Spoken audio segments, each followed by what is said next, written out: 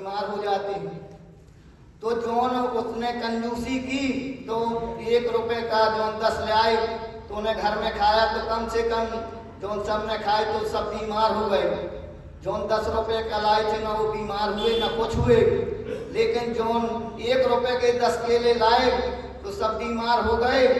तो इससे अपन को ये सीख लेना है कि अपन को सड़े गड़े ले आए केले तो 1 रुपए के पीछे पता नहीं कितने रुपए, हजारों रुपए, 10,000 रुपए बिगड़ जाएंगे अपनी दवाइयों में, पता नहीं कितने पैसे।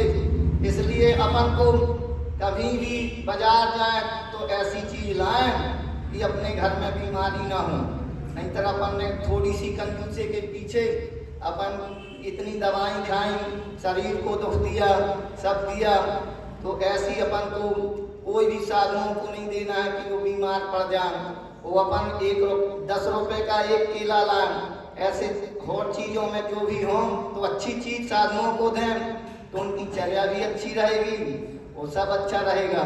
इसी प्रकार कंजूसी नहीं करना चाहिए अपन को। अच्छा बिहार है वो सब करवाना चाहिए। वो अपन को कभी भी जैसे है चौके में अपन जाएं तो उस व्यक्ति से जरूर पूछ लें जिसका चौका है कि भैया हम महाराज श्री को आहार दे सकते कि नहीं। नहीं तो तत्वार सूत्र में दिया है कि तुम्हें चोरी का दोष लगेगा। तुमने उनसे पूछा नहीं और उनकी सामग्री लेके दे दी तो तुम्हें चोरी का दोष लगेगा। और अपन जैसे क्या है ना, कोई भी व्यक्ति है सामान ले आए, बड़े बड़े सेठ आए और तुमसे कहा कि भैया महाराज जी को चला देना जी बादाम है, तो उनसे ये जरूर पूछ लो कि भाई जैसे ये बादाम हमने फुला दी और नहीं महाराज जी को चली तो क्या करेंगे। तुमने जैसे नहीं पूछा तो तुम्हें चोरी का दोष लगेगा। वो तो देगा कि महाराज जी के लिए चलाना और तुमने स्वयं दे दी तो क्या होगा, चोरी का दोष लगेगा। इसलिए कोई भी व्यक्ति कोई सामान दे, चौके में दे, कुछ भी दे, लेकिन अपन उससे जरूर पूछ लें कि भैया ये सामान बचेगा तो अपन क्या करेंगे इसका। जैसे गीली हो गई बादाम, अब तो सुखा के दूसरे दिन दे नहीं सकते हैं। कोई फल है जैसे बन गया, सब्जी है बन गई, अब उसको तो अपन यूजिंग करेंगे। तो उससे ये जरूर पूछ लो कि भाई ये सामग्री बचेगी तो हम ले सकते हैं कि नहीं। नहीं तो अपनी सामग्री ले, एक तो लो ना कभी, कौन अपन इतने कमजोर है कि वो सामान लो तो, लेकिन पूछ लो पहले कि भाई ये सामग्री हम दे सकें और नहीं चलेगी तो हम ले सकें, तो दो नहीं तो नहीं, ये जरूर पूछ लें। और अपन जैसे चंदन वाला है, जब चंदन वाला इतनी वो थी कि जब उनकी माँ थी, माँ बेटी और पिता, तो एक व्यक्ति ने पिता की मृत्यु कर दी और माँ इतनी श्रेष्ठ थी चंदन वाला की कि उनने कहा कि जो सील के लिए वो दौड़ा तो उनने चंदन वाला की माँ ने कहा कि मेरे प्राण भी चले जाएंगे लेकिन मैं सील बचाऊंगी। तो वो आगे बढ़ा तो उन्होंने उसी की कटारी निकाल के अपने मार ली। ऐसी चंदन वाला की माँ थी।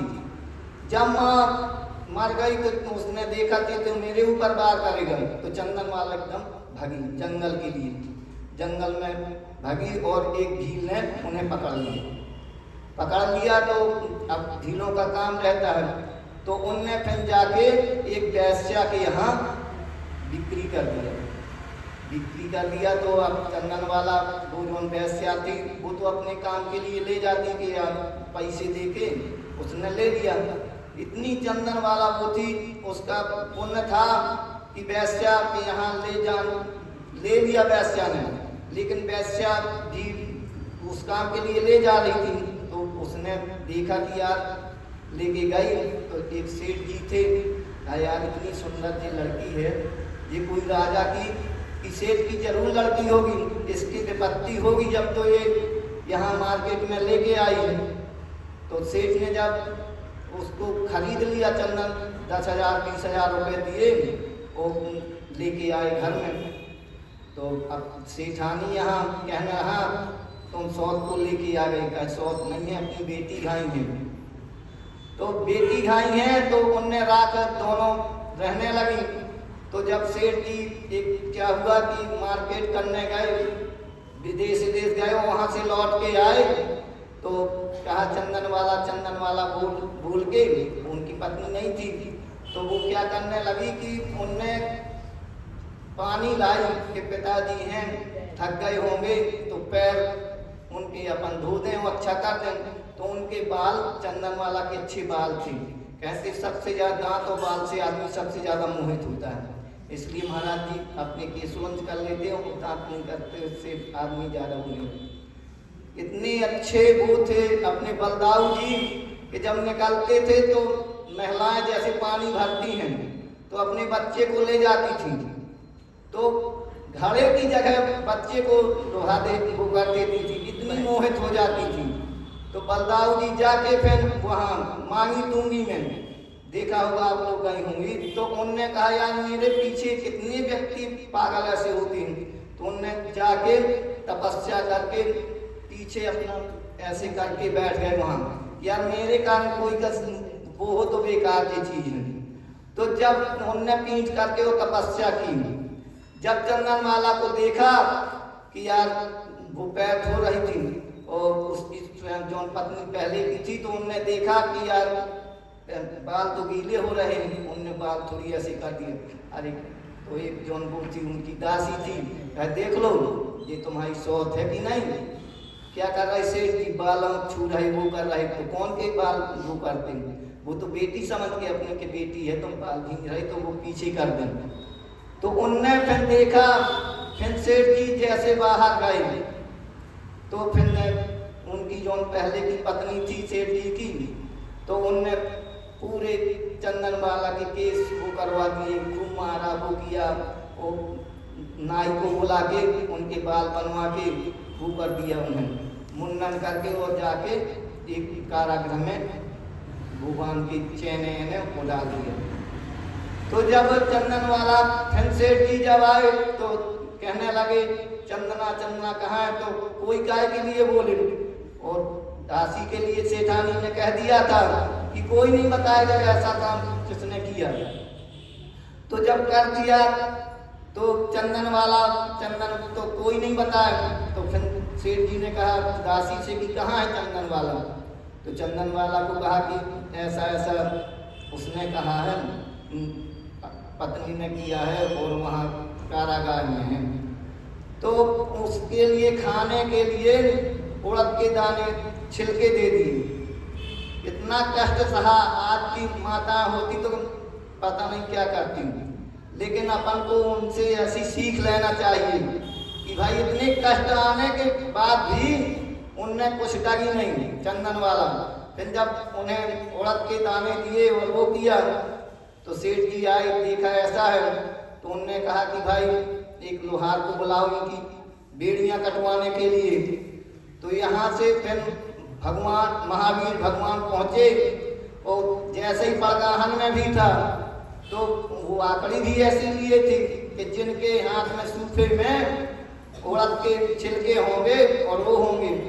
तो जैसे ही पहुँचे तो बड़गाहन के लिए निकली चंदन वाला, तो महावीर लौटने लगे, अरे जी बेड़ियाँ मिल गई, सब मिल गई, उड़द के दाने मिल गए, लेकिन एक और था उनके मन में कि जब रोते हुए मिलेगी तो अपन आहार करेंगे नहीं। तो जब उनने बड़गाहन चंदन वाला ने कहा वो एक पैर अंदर एक पैर बाहर होगा, इतनी कड़ी आकड़ी ली थी। महावीर भगवान जब पहुंचे, जब इतनी कड़ी आकड़ी थी तो हमने तो लाठी की ली, तो तुम लोग घबरा कैसे। ऐसी ऐसी एक बार सन्मति सागर महाराज जी ने ऐसी आकड़ी ली थी कि जब गाय अपने एक बड़ा और गुड़ लगा होगा, 7 दिन बाद उन्हें आहार मिला था। तो जब चंदन वाला ने लिया तो जैसे ही उनने एक पैर अंदर रखा, एक वो किया और बड़गाहन हो गया, बेड़ियां अपने ही कट गई और फिर अच्छे आहार हुए। और चंदन वाला ने महावीर भगवान के आहार दिए और वो हुआ। अपन जैसे कहते हैं कि घर में अपने नौकर लगा लेते हैं, तो अपन एक कल लग जाए तो अपन तो घबराने लगते हैं कि भाई एक कल लग गया सरकार का, तो घबराने लगते हैं। जब अपन नौकर लगाते तो क्या कल लग गए अपने नौकर, एक कर में तो अपन घबराते और नौकड़ लगा लिया तो नौकड़ हो गई। इसलिए अपन को ऐसे स्वयं अपना काम करना है। जैसे कहते हैं कि चित्र है, चित्र अपन कोई रत्ती देखेंगे, मोबाइल है चाहे कुछ भी है, तो जो चीज अपन दिन भर देखेंगे वही रात में होगी। अपन गलत चित्र देखेंगे तो अपन की धातु भी रात में छीन हो जाएगी। वो चित्र अपन अच्छे देखेंगे तो अपना मन भी अच्छा रहेगा। इसी प्रकार अपन गलत चित्र ना देखें, नहीं तो पूरे जैसा देखें चित्र वैसा हो चारित्र, और जैसा पिए पानी वैसी हो वाणी। इसी प्रकार अपन को ऐसी चित्र नहीं देखना कि जिस प्रकार अपन गलत चित्र देखते, जब अपन की धातु हो सकती तो अपन अच्छे चित्र देखेंगे, वो देखेंगे। तो मंदिरों में लोग कहते कि अरे चित्र क्यों लगाए, ऐसे चित्र क्यों बनाए, महाराज के चित्र क्यों, फोटो क्यों खिंचवाए। जब ऐसे चित्र अपन को देखने से भी बहुत वो हो जाता कि क्या भाई कोई भी है चित्र देखो तो दिन भर वो रहेंगे, तो अपन पिक्चर देख के आएंगे, कोई भी तो पूरे दिन अपने वही देखेगा। तो अपन जब चित्र देखेंगे, किताबों के हैं कुछ भी हैं, तो अपना दिन भर ही रहेगा। अपन जैसे कहते कि मकड़ी के लिए तो कहते हैं अपन कि भाई ये मकड़ी उसी में बच्चा पैदा करेगी, उसी में रहेगी और उसी में खत्म हो गए। अपन लोग मकड़ी से कम है क्या? जैसे दुकानदारी है कि अपन तो मकड़ी को तो दोष देते कि जो मायाचारी करती इसी में फंस के मर जाएगी। तो अपन कोई ग्राहक आएगा तो पहले कहें बाबूजी चाय पी लीजिए, गुटखा खा लीजिए, पान खिलाओगे, वो कर, ये तुम क्या कर रहे हो? तुम भी तो एक ग्राहक को फंसा रहे हो, ये भी तो तुम मायाचारी कर रहे हो, नहीं कर रहे हो। मकड़ी को तो दोष है, बच्चे पैदा करोगे, सब करोगे, वो बाद में उसी में खत्म हो जाओगे। इसलिए कुछ जैन कुल पाए हो तो कुछ ऐसा करके जाओ कि सब देखें कि भाई हाँ ठीक है, देखें और ठीक है। इसी प्रकार इस कहानी से अपन को ये लेना है कि भाई अपन ऐसी चीज लाएं घर में कि अपन खाएं तो कभी बीमार ना पड़ें, कंजूसी ना करें। नहीं तो कंजूसी में तुम्हें एक का जैसे 10 रुपए के पीछे लाख रुपए तुम्हारे बिगड़ सकते हैं। अच्छा माल लाओ, अच्छा रहो, अच्छी बुद्धि चलेगी, जैसा अपन खिलाएंगे वैसा होगा। इसी प्रकार अपन को कंजूसी नहीं करना है। जय बोलो महावीर भगवान।